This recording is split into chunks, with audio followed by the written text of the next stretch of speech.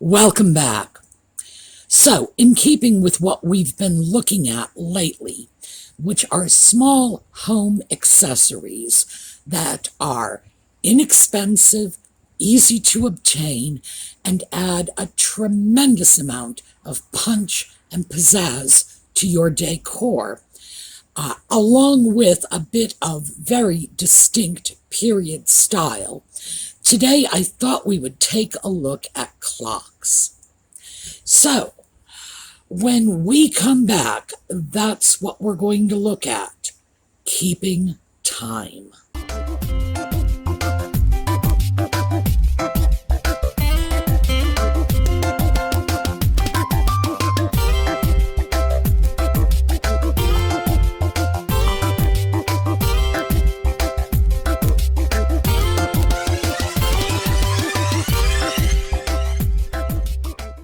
Well, people have been finding ways to keep track of time, pretty much since there have been people.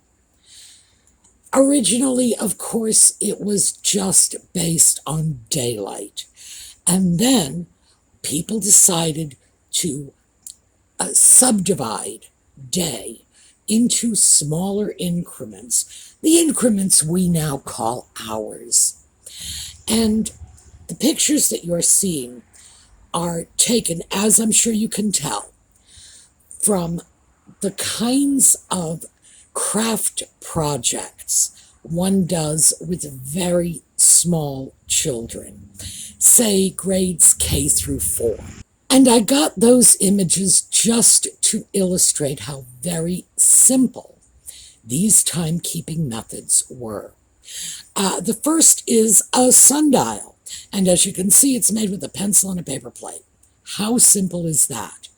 Well, in fact, the first sundials were probably even simpler.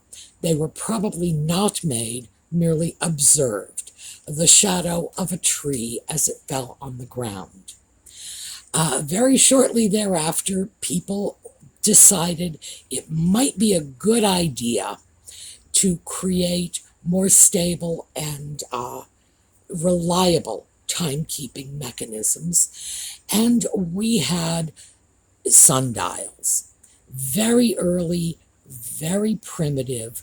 Nevertheless, they were effective.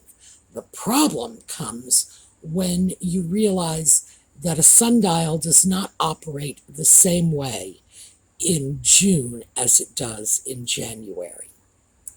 Next up, we have a water clock, and next to it we have our hourglass or sand glass.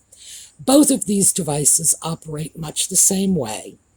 You have a bucket full of something that can pour, water or sand, and a bucket to catch it.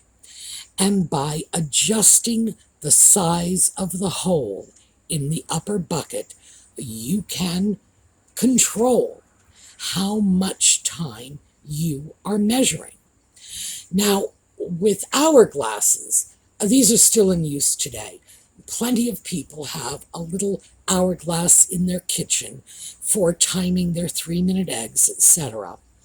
And it's important to remember that navies were using hourglasses to tell time on board ships right up through the early 19th century. So we are going to step away from this and take a quick look at mechanical clocks. Oh, but before we do, I should mention, I have been talking about Western timekeeping. The Chinese have had precision timekeeping mostly through very precise water clocks for over 1,000 years. Unfortunately, we in our clockmaking were not influenced by the Chinese developments, so we had to come about this differently. And since I mentioned the hourglasses on ships, I should also mention that precision timekeeping became incredibly important when Britain, especially because Britain was responsible for financing much of the research into precision timekeeping, when they needed good timekeeping devices in order to determine longitude and latitude. So we are indebted to them. And interestingly enough, we are indebted to the entire naval industry for precision timekeeping. So let's start taking a look at mechanical clocks. This diagram shows a 16th century clock mechanism. And this is about the point when in the West we were creating clocks that somewhat resemble the timekeeping devices we know today. This is a hairspring, and this was 1675. And that is the basis for clocks right up until the modern era. So, very simple technology, and we've made the most of it. So I thought we would start by taking a look at old clocks. And we're going to start with the clocks of the 16th century. That's the 1500s. Most of us do not live in Gothic-style homes, and therefore it's not likely we would be looking for these 16th century clocks in order to keep our timepieces consistent with the rest of our decorating style. But absolutely something like any one of these could be a magnificent accent piece in any room setting. So we're just going to take a look. 16th century. This is a wall clock, as you can see. What we do not see here are the pendulum that are hanging below. This is a mantle clock. It would have been designed to sit on a table. As you can see, very, very elaborate pieces. Here's another. Different style, but the same general idea. This is a reproduction. Oh, and by the way, although you can, in fact, get genuine 16th century clocks, they occasionally show up for auction. For most of us, that's really out of our price range. So do rest assured, if this is a style you like, you can get repros. This is an original, it's not a repro. Very interesting piece. Again, 16th century. I think you can see we've got sort of a theme going here. This one, again, 16th century, rather different, very elaborate. This one, well, we're right back to that same box with a bell on top of it. By the way, I do not know the purpose of that bell. I believe it was intended to ring the hour, which was something they used to do when they were dependent on water clocks and sundials, because those were not things that were owned by individuals. They would be owned by the church or the local township, and they would strike a bell to let the populace know what time it was. In those days, nobody really knew what time it was, and interestingly enough, nobody cared.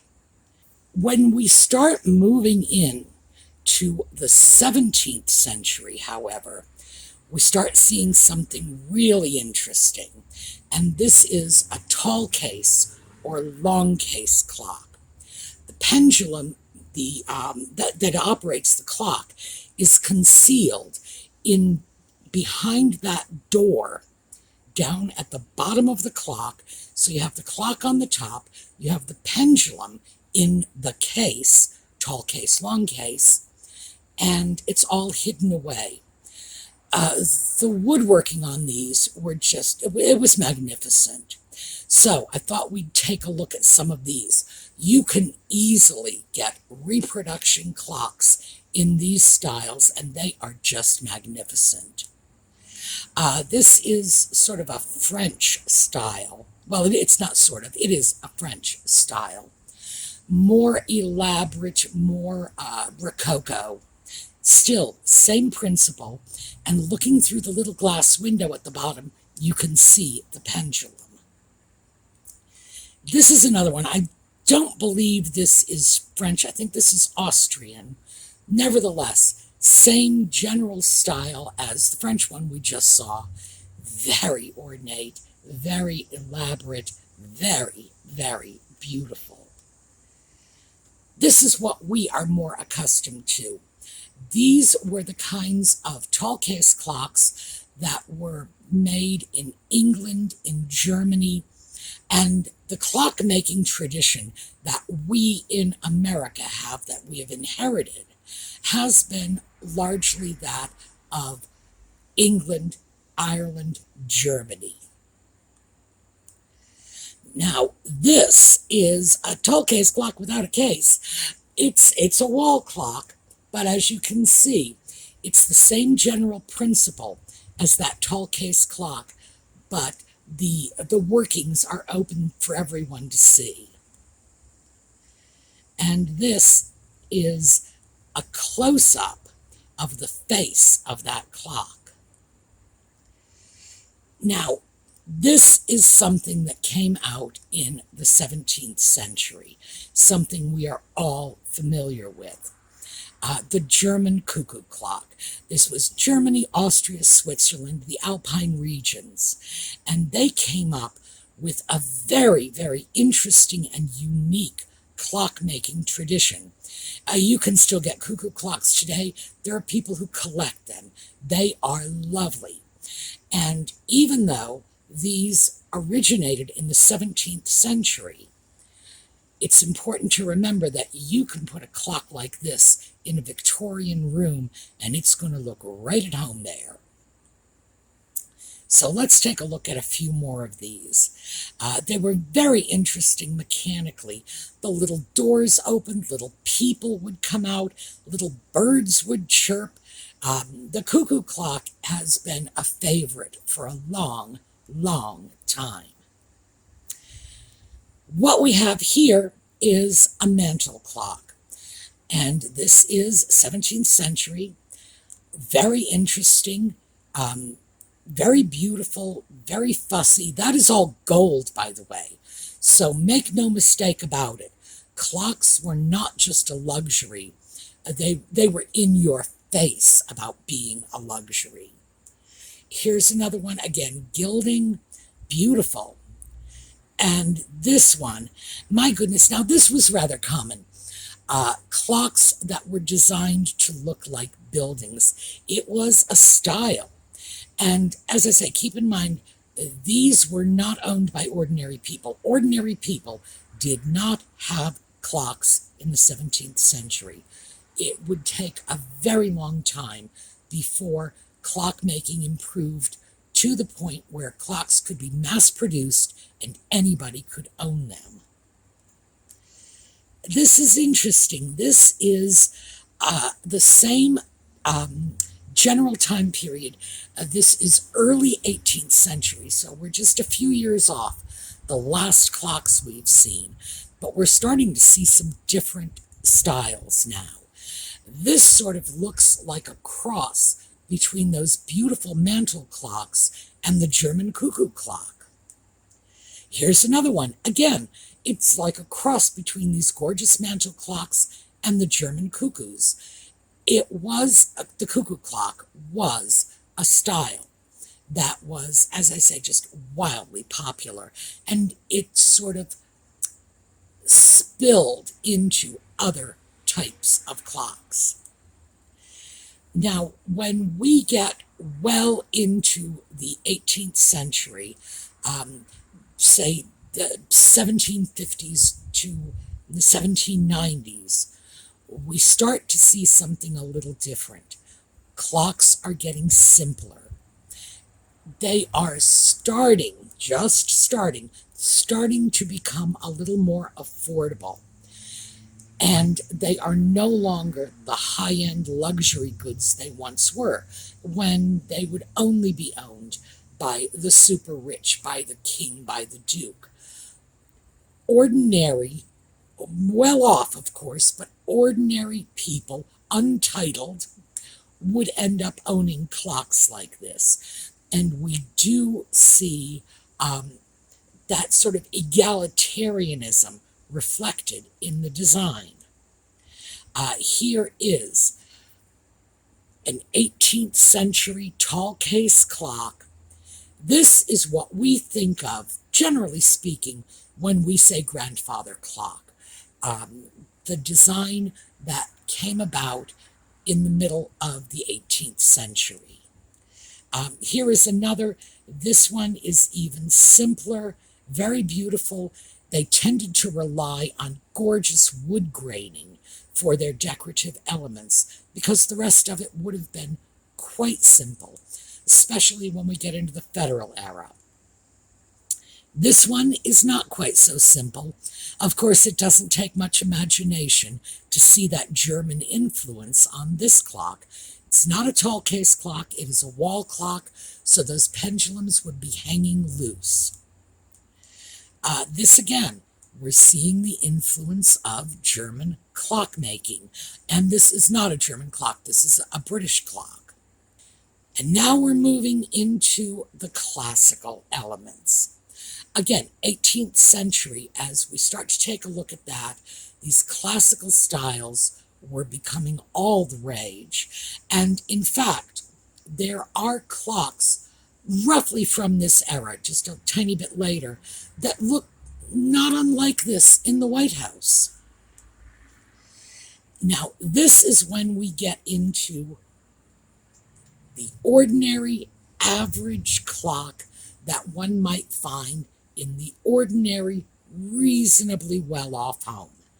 By this time, especially here in the U.S., clockmaking had improved, and it was no longer a luxury good. This is a Seth Thomas, and this is the classic 18th century American mantle clock. These were made in New England. They were reasonably inexpensive, and this is the clock that could be owned by any reasonably comfortable middle-class family. This clock was on every mantelpiece in America. The important lesson to take away from this is that clocks and telling time and living by that watch is a relatively modern phenomenon. We, as a people, did not have access to precise time measurement until the late early 1800s. And even then, you had to be at least middle class to have your own timepiece. For less affluent people, for the working classes, no.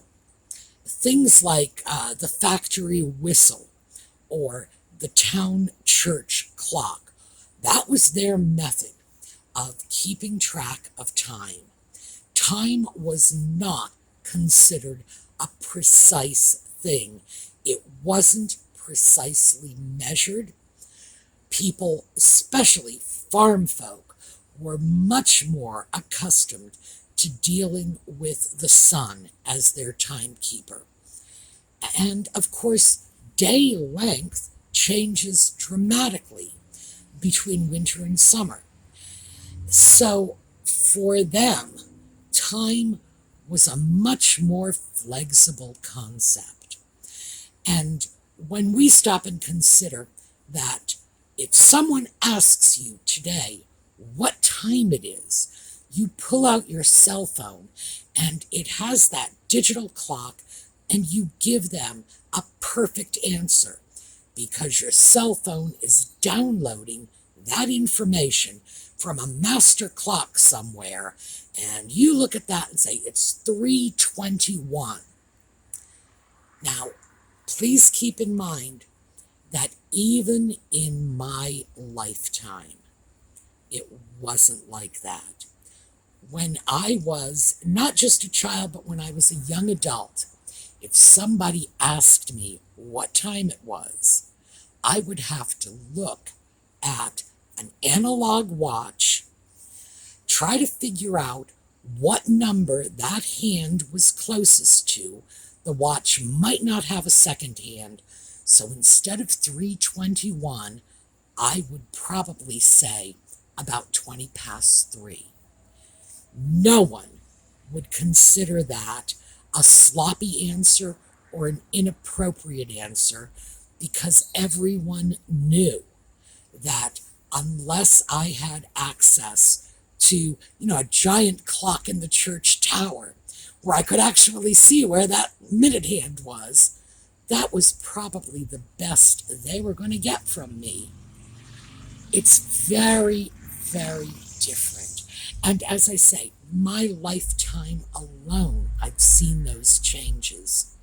The truth is, I do not even know if school children today are being taught to tell time using an old-fashioned analog clock. I know I was. That was something we learned in the first grade. We learned to tell time. Kids today do not need that skill. And I hope they're being taught it, because I consider it a useful and valuable skill. Nevertheless, I don't know if they are. And I don't know if they feel that their lives are somehow lessened by not knowing how to read a clock. So anyway, that is what I have for you today. We are going to pick up tomorrow. We're going to take a look at clocks in a more modern sense, essentially throughout the history of the U.S. So we're going to start at the late early 1800s, go through the Victorian era, through Art Deco, through mid-century modern, through the 60s and 70s, because those are the clock styles we are most likely to want to acquire as accents for our homes. So we'll take a look at a slideshow on the way out, and I will see you all tomorrow. Have a terrific day.